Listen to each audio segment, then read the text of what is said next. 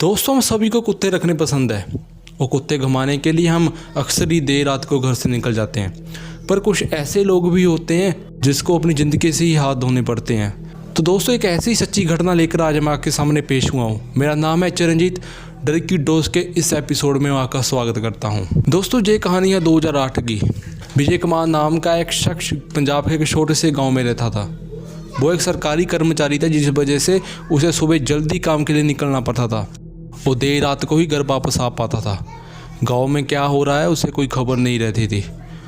उसके गांव में एक राम नाम के व्यक्ति की मौत हो जाती है, पर विजय को उस बारे में कुछ नहीं पता रहता और ना ही उसके घर वाले उसके बारे में उसे कुछ बताते हैं। विजय अक्सर ही देर रात को घर आता था।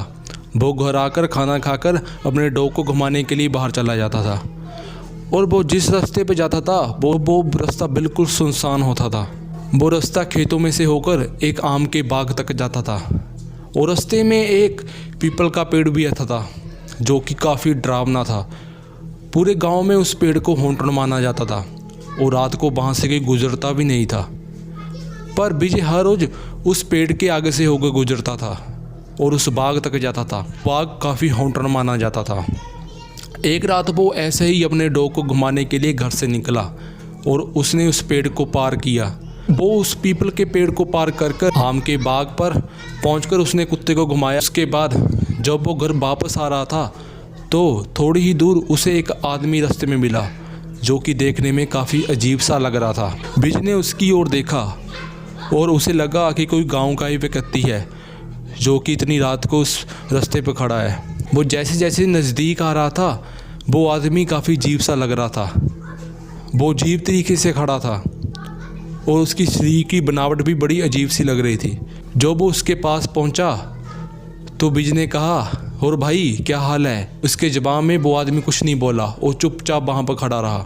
और वो जैसे ही उसके पास पहुंचा उसने कहा कि भाई क्या हाल है? तो उसने कहा ठीक है। जब उसने उस बंदे की फेस की ओर देखा तो वो उसके गाँव का ही एक आदमी निकला। तो उसने कहा कि ये तो मेरे गाँव का ही आदमी है और वो उसके साथ बातें करने लगा। जब वो आपस में बात कर रहे थे कुत्ता उसकी ओर अजीब तरह से घूरे जा रहा था और ये बात विजय ने भी नोटिस की थी, पर वो उसे नज़रअंदाज करते हुए आगे जा रहा था। जब वो उस आदमी से बात कर रहा था तो वो आदमी उसे घूरे जा रहा था और उसके फेस पर एक अजीब तरीके की मुस्कान थी। विजय कुछ नहीं समझ पाया और विजय उससे बातें करता रहा और वो इस बात से अनजान था कि वो जिस शख्स के साथ बात कर रहा है वो राम है, जिसकी मौत 4 दिन पहले हो चुकी थी। पर विजय को उस बारे में कुछ नहीं पता था। वो उसके साथ बातें कर रहा था। वो उस आदमी के साथ बातें करता करता ही गांव के नज़दीक पहुंच गया। गांव के पार एक जगह है जहां पर कि गांव का गंदा पानी होकर निकलता है।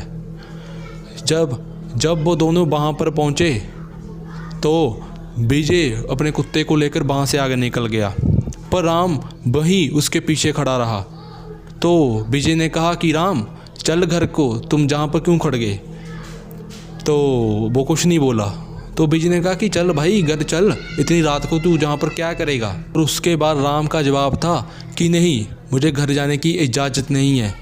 तो उसने पूछा कि क्या हुआ?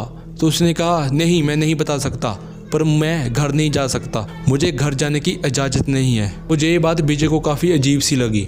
वो बिना कुछ सोचे वहाँ से निकल आया और घर पहुँच गया। घर आकर उसने डॉगी को बांधा और अपने कमरे में सोने के लिए चला गया।